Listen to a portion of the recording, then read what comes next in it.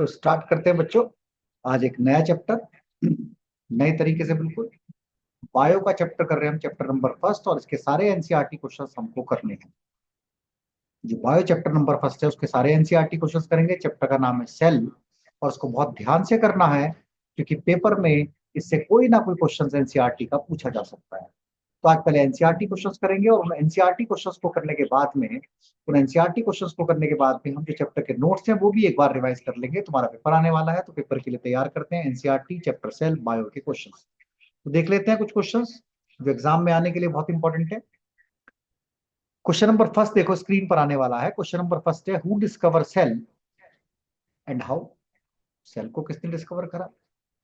तो Robert Hooke एक scientist थे जिन्होंने सेल को डिस्कवर करा था। Robert Hooke discover cell in 1665 while examining a thin slice of cork। उन्होंने क्या करा, एक सेल्फ डिजाइन माइक्रोस्कोप बनाया, और सेल्फ डिजाइन माइक्रोस्कोप से कॉर्क के टुकड़ों को अपने माइक्रोस्कोप पर रखा, और एक हनी कॉम्ब, छोटे छोटे कॉम्ब, छोटे छोटे स्ट्रक्चर उनको दिखाई दी।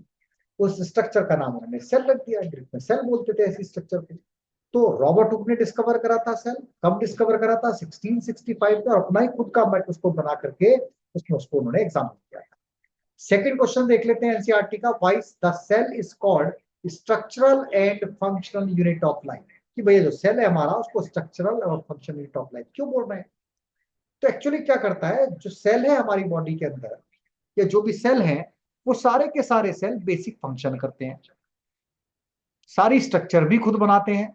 अब जब सेल सेल सारे ही काम कर रहा है, स्ट्रक्चर भी बना रहा है, फंक्शन भी कर रहा है, सारी बॉडी के काम सेल से हो रहे हैं, तो सेल को कह दिया गया structural and functional unit.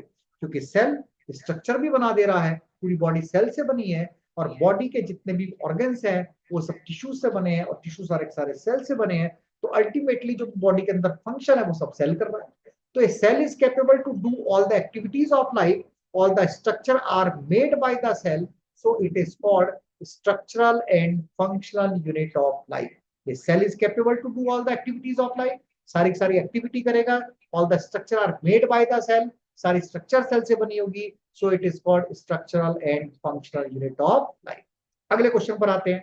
how do substance like CO2 and water move in and out of the cell। तो सिंपल सा सवाल है, सिंपल से आंसर लिख देना कि भैया जो CO2 है वो डिफ्यूजन के थ्रू सेल के अंदर एंटर करती है, और जो वाटर है वो ऑस्मोसिस के थ्रू सेल के अंदर एंटर करता है। CO2 move by diffusion and water H2O moves by osmosis through the cell membrane. तो इंपॉर्टेंट क्वेश्चन चल रहे हैं भाई सेल चैप्टर के, एनसीईआरटी क्वेश्चन देख रहे हैं अभी हम। एक्स्ट्रा क्वेश्चन इसके बाद नेक्स्ट वीडियो बनाएंगे, उसमें कर देंगे। अगला क्वेश्चन एनसीईआरटी में है, why is the plasma membrane called selectively permeable membrane. कि जो बॉडी की प्लाज्मा मेम्ब्रेन है उसको हम सेलेक्टिवली परमेबल मेम्ब्रेन क्यों कहते हैं? जी, जो प्लाज्मा मेम्ब्रेन है इसका एक बड़ा इंपॉर्टेंट काम है कि कुछ चीजों को जो इसका मन करे, सेलेक्टिव चीजों को सेल के अंदर जाने देगी, और कुछ सेलेक्टिव चीजों को सेल से बाहर आने देगी। यानी कि अगर प्लाज्मा मेम्ब्रेन की परमिशन है तो कुछ मटेरियल सेल के अंदर जा सकता है, कुछ मटेरियल सेल से बाहर आ सकता है। अगर प्लाज्मा मेम्ब्रेन की परमिशन नहीं है तो इन एंड आउट मटेरियल नहीं जा सकते, इसलिए इसको कह देंगे सेलेक्टिवली परमेबल मेम्ब्रेन। क्योंकि क्या करें, कुछ सेलेक्टेड चीजों को सेल के अंदर जाने देगी, अदरवाइज बाकी चीजों को रोक। तो it is called a selectively permeable membrane because it allows the entry and exit of only some substance। क्योंकि कुछ ही सब्सटेंस को सेल के अंदर जाने देगी, कुछ सब्सटेंस को सेल के अंदर नहीं जाने देगी, इसलिए हम इसको बोलेंगे selectively permeable membrane. Next question पर आ जाते हैं। अगला क्वेश्चन हमारे पास एनसीईआरटी में क्या है, fill in the gaps in the following table. Different बताना है हमको, डिफरेंस बताना है प्रोकैरियोटिक एंड यूकैरियोटिक सेल में। भाई बहुत इंपॉर्टेंट क्वेश्चन है, याद रखोगे इस क्वेश्चन। ठीक है, ये वेरी वेरी इंपॉर्टेंट क्वेश्चन है। रेड कलर से इसको हमने बना दिया, fill in the gaps in the following table. Difference बताना है प्रोकैरियोटिक एंड यूकैरियोटिक सेल में, बहुत इंपॉर्टेंट है, पेपर में कई बार आया है, बिल्कुल अच्छे से याद करना है। असल में अगर हम इन प्रोकैरियोटिक और यूकैरियोटिक सेल को देखें तो प्रोकैरियोटिक सेल एक स्मॉल सेल होता है, इनकम्प्लीट सेल होता है, जबकि यूकैरियोटिक सेल कंप्लीट सेल होते हैं। तो प्रोकैरियोटिक सेल का एक डिफरेंस तो सिंपल ये बन गया, it is generally small, size भी दिया हुआ है देखो। एंड यूकैरियोटिक का डिफरेंस कि इट इज जनरली लार्ज।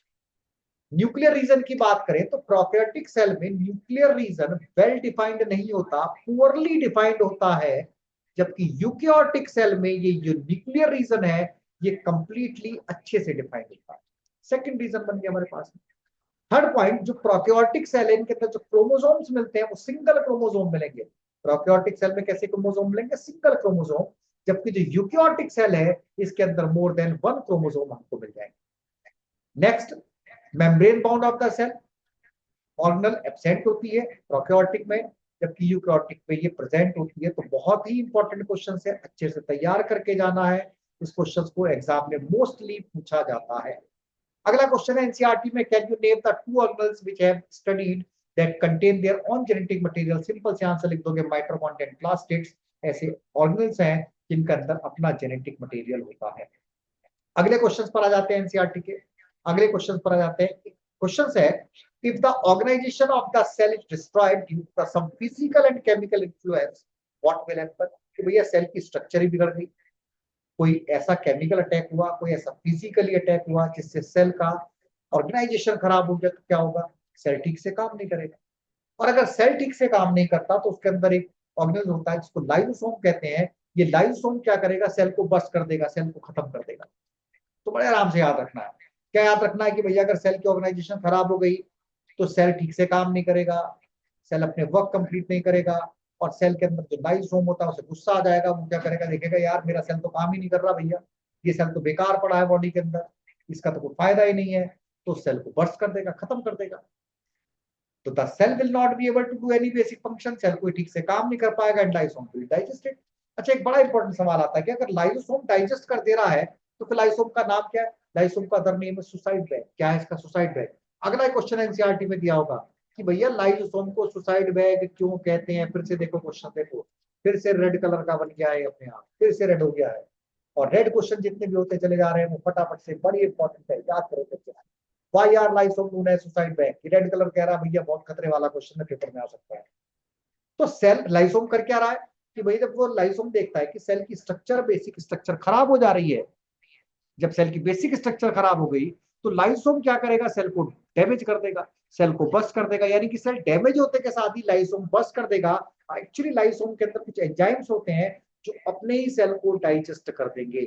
तो when the cell get damage, lysosome में burst and the enzyme digested their own cell, and therefore lysosomes are known as the suicide bag. इस वजह से लाइसोम को हम क्या कहेंगे? सुसाइड बैग कहेंगे। अगला क्वेश्चन दे रखा था एनसीईआरटी में, where are protein synthesize inside the cell? कि प्रोटीन कहां सिंथेसाइज होगा? सिंपल वन वर्ड क्वेश्चन है, लिख दोगे राइबोसोम्स। क्या आंसर लिखोगे इसका? राइबोसोम। मल्टीपल में भी पूछा जा सकता है कि राइबोसोम्स में क्या होता है? प्रोटीन सिंथेसिस होता है। प्रोटीन सिंथेसिस कहां होता है? राइबोसोम में होता है। और कभी कभी ये भी पूछ लेंगे भैया प्रोटीन फैक्ट्री किसे कहेंगे? तो मल्टीपल क्वेश्चन है, प्रोटीन फैक्ट्री राइबोसोम्स को कहेंगे क्योंकि प्रोटीन यही बन रहा है हमारे पास। अगला क्वेश्चन फिर से बड़ा इंपॉर्टेंट क्वेश्चन आ गया, फिर से बड़ा इंपॉर्टेंट आ गया। और इंपॉर्टेंट बोलते किस कलर का हो जाता है? ये रेड कलर। रेड। फिर से देखो क्वेश्चन है, make a comparison and the write down ways in which the plant cell are different from animal cell. अच्छा, कई क्वेश्चन है इस पर। कई बार एग्जाम में प्लांट शेल और एनिमल शेल के बीच में डिफरेंस पूछेंगे, कई बार प्लांट शेल और एनिमल शेल की स्ट्रक्चर बनवा लेंगे, कई बार स्ट्रक्चर बनी हुई होगी और उस स्ट्रक्चर से लेबलिंग हमसे करवा लेंगे। तो फिलहाल हमें क्वेश्चन देख लेते हैं। प्लांट शेल एनिमल शेल में डिफरेंस, प्लांट शेल प्लांट में मिलेगा इसलिए उसकी सेल वॉल होती है, एनिमल शेल एनिमल में होता है और एनिमल शेल में सेल वॉल नहीं होती। तो प्लांट शेल में सेल वॉल मिलती है, एनिमल शेल में सेल वॉल नहीं मिलती। प्लांट शेल क्योंकि फोटोसिंथेसिस करता है, इसके अंदर कंटेन होते हैं, ये कंटेन करता है क्लोरोप्लास्ट को। प्लांट शेल है chloroplast, while animal shell does not have any chloroplast। Animal cell तो फोटोसिंथेसिस करते नहीं है। प्लांट शेल हैव सेंट्रियोल, जबकि एनिमल शेल के अंदर ये भी नहीं होगा। अच्छा, एक होता है vacuole, free space. Free space large होगा प्लांट शेल के अंदर, जबकि एनिमल शेल के अंदर जो है ये स्मॉल होता है। नेक्स्ट पॉइंट की बात करें, अगर प्लांट शेल और एनिमल शेल में हम नेक्स्ट पॉइंट देखें तो nucleus is present in the side of the plant cell. जब डायग्राम बनाते हो ध्यान से देखो, न्यूक्लियस साइड में होगा, जबकि nucleus is present in the centre of the animal cell. तो अच्छे से याद करना है। फिर से देखो क्वेश्चन आ गया, how is the prokaryotic cell different from eukaryotic cell? भैया सबको अच्छे से करने हैं क्वेश्चन, पेपर में आने वाला क्वेश्चन है। प्लांट सेल एनिमल सेल में difference, prokaryotic and eukaryotic cell में डिफरेंस। इसके बाद अगला क्वेश्चन आता है, what would happen if the plasma membrane rupture और ब्रेक? अरे भैया हमारी स्किन रप्चर हो जाएगी तो क्या होगा? ब्लड बाहर निकल जाएगा। अब किसी को नमक लग गया स्किन पर तो अंदर चला जाएगा, चिड़चिड़ाहट बचेगी बहुत देर तक। तो सेल के अंदर भी यही हो रहा है। अगर सेल की प्लाज्मा मेम्ब्रेन रप्चर हो गई तो कुछ मॉलिक्यूल सेल से बाहर आ जाएंगे, कुछ बाहर के मॉलिक्यूल सेल के अंदर चले जाएंगे। अब जब ऐसा होना शुरू हो जाएगा, सेल के अंदर की चीजें बाहर आ गई, बाहर की चीजें अंदर चली गई, तो सेल ठीक से काम ही नहीं करेगा। It will not work properly. हो सकता है लाइसोम इसका डाइजेस्ट भी कर दे इसको। तो प्लाज्मा मेम्ब्रेन रैप्चर, अगर प्लाज्मा मेम्ब्रेन रैप्चर हो गई, अगर प्लाज्मा मेम्ब्रेन रैप्चर हो गई या ब्रेक हो गई, then molecule of some substance freely will move in and out of the cell. ये कुछ मॉलिक्यूल्स होंगे जो इन एंड आउट निकलने शुरू हो जाएंगे सेल से। अगले क्वेश्चन पर आ जाते हैं। What would happen, what would happen of the life of the cell if there was no Golgi apparatus. अगर गोल्गी एपेटस नहीं हुआ तो क्या हो? देखो गोल्गी एपेटस क्या क्या काम करता है, मॉडिफिकेशन का काम करता है, पैकेजिंग का काम करता है, ठीक है ना, स्टोरेज का काम करता है। ये सब चीजें नहीं होंगी भैया, नहीं होंगी ये सब चीजें। लिख दोगे फटाफट से answer, Golgi apparatus has the function of this. अगर ये नहीं है तो सेल जो ये सारे के सारे फंक्शन स्टॉक आउट हो जाएंगे, रुक जाएंगे। Which organelle is known as the power house of the cell. फिर से भैया इंपॉर्टेंट क्वेश्चन, हर बच्चे को पता होना चाहिए, हर बच्चे को पता होना चाहिए ये क्वेश्चन, हर बच्चे को पता होना चाहिए। Which organelle is known as the power house of the cell. Mitochondria. क्यों? क्योंकि एनर्जी बनाता है। क्या करता है माइटोकॉन्ड्रिया? एनर्जी बनाता है। क्या बनाएगा माइटोकॉन्ड्रिया? एनर्जी। पावर हाउस कराएगा, पावर हाउस कराएगा। अगला question, where do the lipids and protein constituting the cell membrane get synthesized? ER लिख देना, endoplasmic reticulum, endoplasmic reticulum. How does amoeba obtain its foods? बड़ा इंपॉर्टेंट क्वेश्चन है, 10th में भी आता है। ये डायग्राम बना देना, एक सेल बना देना, फूड दिखा देना, फिर इसके अंदर सूडोपोडिया बन जाएंगे, फिंगर लाइक स्ट्रक्चर होंगी। जैसे ही वो फूड के पार्टिकल के पास आएंगी, फूड सेल मेम्ब्रेन रैप्चर हो जाएगी और ये फूड पार्टिकल फूड वैक्यूल के अंदर चला जाएगा। इस तरह का डायग्राम पेपर में बना सकते हो। अगला question, what is osmosis? Osmosis process है जिसमें वाटर हायर कॉन्सेंट्रेशन से लोअर कॉन्सेंट्रेशन की तरफ चला जाता है सेल के अंदर। तो वाटर का मूवमेंट होगा ऑस्मोसिस में, and water molecules from the region of higher water concentration to the semi permeable membrane pass out to the lower water concentration region. तो कुछ एनसीईआरटी क्वेश्चन थे, एनसीईआरटी क्वेश्चन कर ले रहे हैं। जिन स्कूल में एनसीईआरटी के क्वेश्चन आ रहे हैं वो अच्छे से करके जाएंगे। एक्स्ट्रा क्वेश्चन भी मैं इनकी वीडियो बना करके भेज दूंगा। अब ये एनसीईआरटी क्वेश्चन तुम लोग को कैसे लगे, याद हो रहे हैं कि नहीं हो रहे, या इनको और अच्छे से करना है? जैसे भी तुम्हारे व्यूज हो, जैसे भी तुम्हारे विचार हो, जो भी तुम्हारे नए आइडियाज हो, फट से कमेंट में करके भेजो हमको। कमेंट करो आइडियाज पर और वीडियो को लाइक कर दें और प्लीज शेयर कर दें, ताकि हम इस तरह की वीडियोस और भी बनाते रहें। तो बहुत मेहरबानी, बहुत बहुत कृपा। जय हिंद, जय भारत। नेक्स्ट वीडियो देखने के लिए प्लीज इस वीडियो को जरूर सब्सक्राइब करें, हमारे चैनल को सब्सक्राइब कर दें और इस वीडियो को शेयर कर दें। Thank you.